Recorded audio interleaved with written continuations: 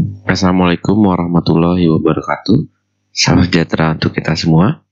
Hari ini kita melanjutkan kembali untuk mata kuliah embriologi dan histologi, di mana materi yang akan kita bahas hari ini adalah jaringan saraf dan sistem persarafannya. Jaringan saraf dan sistem persarafan ini merupakan satu dari 4 jaringan yang paling dominan menyusun tubuh manusia ataupun makhluk hidup. Tujuan pembelajaran hari ini diharapkan mahasiswa mengetahui komponen penyusun jaringan saraf, kemudian mahasiswa mengetahui distribusi sel saraf dalam tubuh itu seperti apa, kemudian mahasiswa mengetahui gambaran histologi dari sel saraf itu seperti apa. Kalau kita melihat dari saraf dan sistem persarafan dalam tubuh manusia, sistem persarafan dalam tubuh manusia ini merupakan suatu sistem yang sangat kompleks di dalam tubuh manusia, baik itu secara histologi ataupun secara fisiologi, di mana sistem saraf ini itu terbentuk dari ratusan ribu itu jaringan.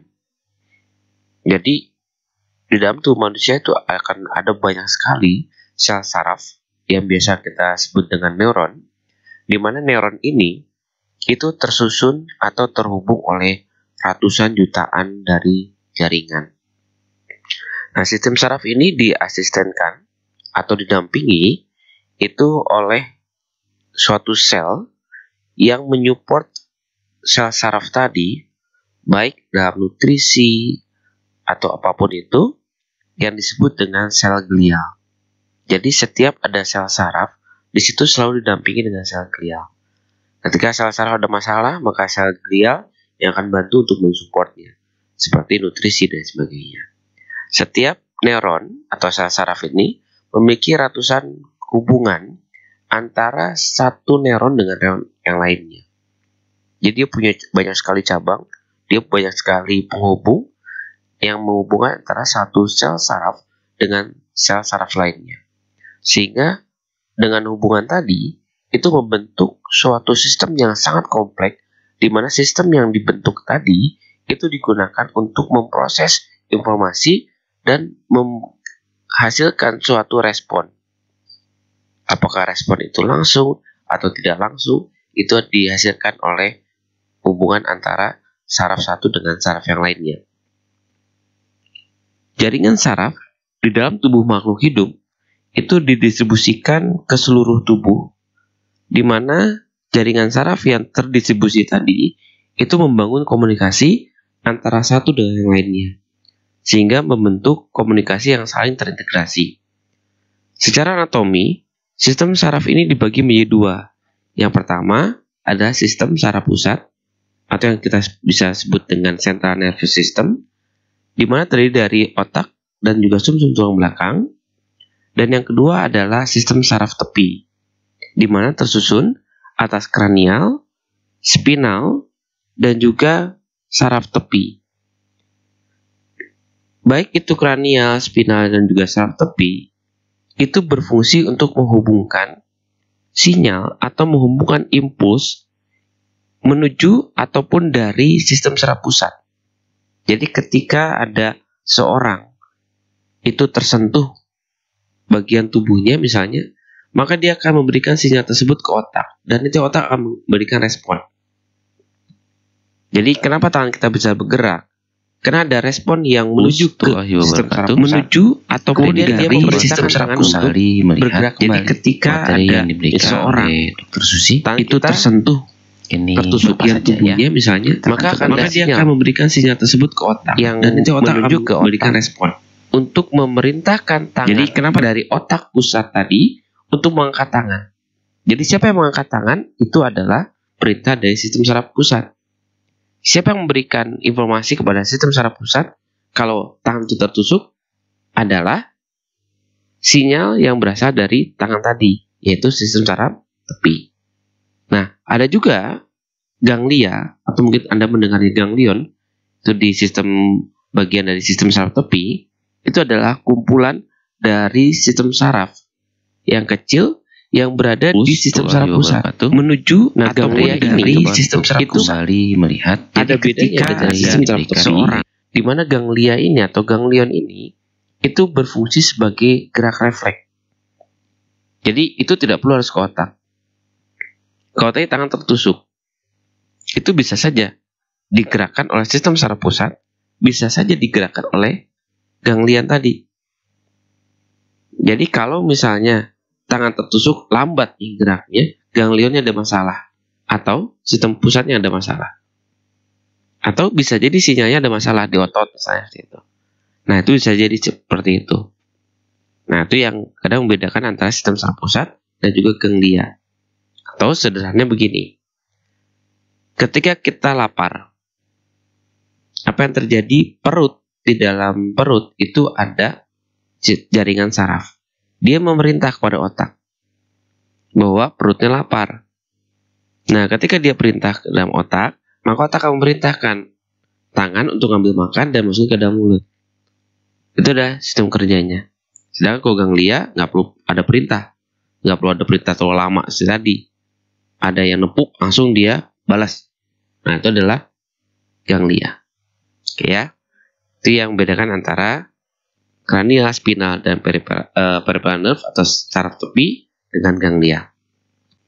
Selanjutnya kita lihat ini ada gambaran yang saya sebutkan anatominya, bahwa sistem saraf pusat ini terdiri dari cerebrum, dan juga spinal cord. Otak, baik itu otak besar, otak kecil, dan juga susun tulang belakang. Sedangkan kalau sistem saraf tepi, ada saraf kranial, ada saraf spinal, dan juga ganglia.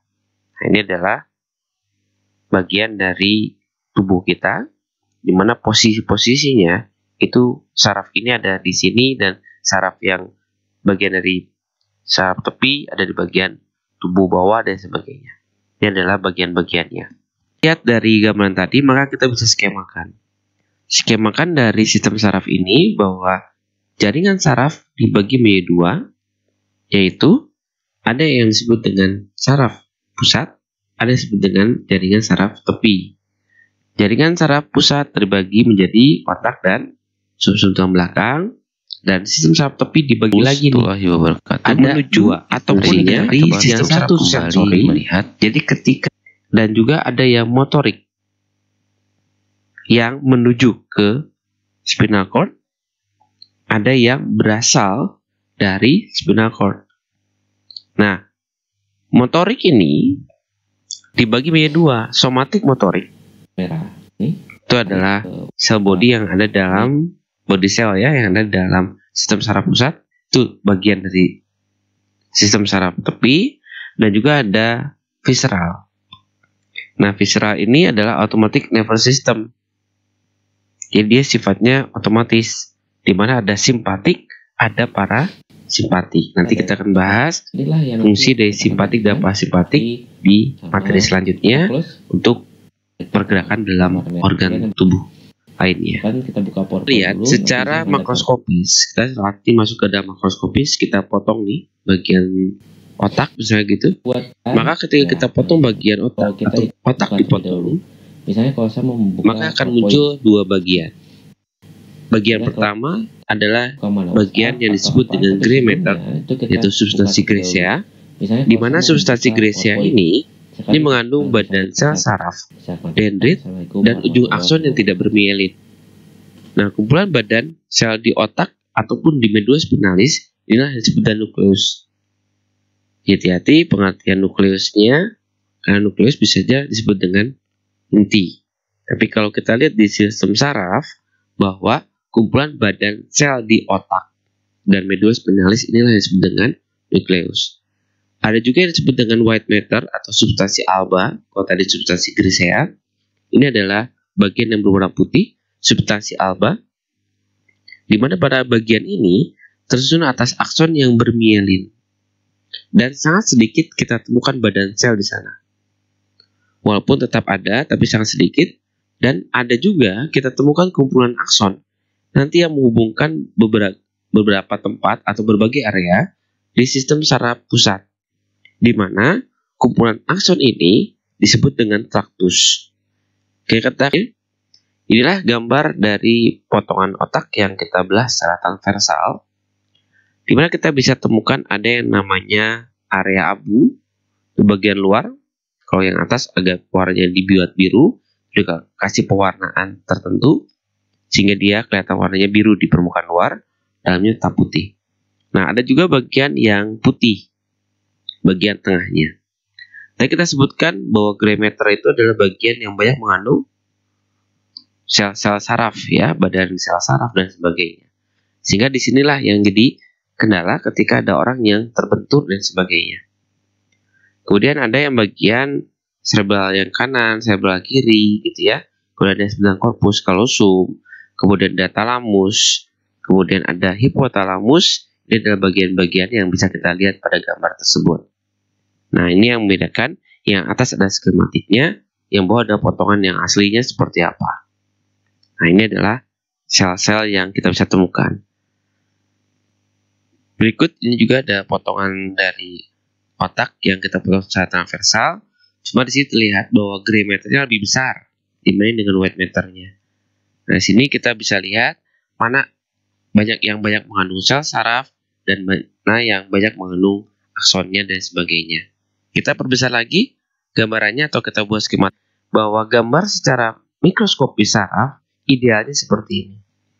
Kalau kita melihat di buku-buku ajar, di buku SMA mungkin kita pernah belajar ini, bahwa sistem saraf atau sel saraf bentuknya kayak yang seperti gampang seperti ini. Kita melihat ada dendrit, cabang-cabangnya. Kemudian kita melihat ada anak inti dan kita melihat ada inti. Nukleus dan nukleolus. Inti, kemudian ada anak intinya. Kemudian itu yang disebut dengan badan sel. Nah, badan sel itu seluruhnya, mulai dari pinggir sebelum dendrit itu ada kelilingnya, itu disebut dengan body cell. Kemudian kita melihat ada akson hilok, kita mengenal ada akson, kemudian kita melihat ada mielin. Ini ada selaput atau selubung. Nah, kalau misalnya dia tidak ada selubungnya, itulah yang disebut dengan akson tidak bermielin. Di situ area yang tidak terselubung dengan mielin disebut dengan neurofibril. Oke, celah neurofibril. Kemudian kalau mielinnya itu kadang-kadang disebut dengan neuromosit.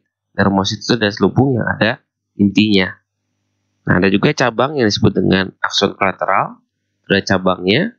Nah, itu adalah gambaran dari saraf.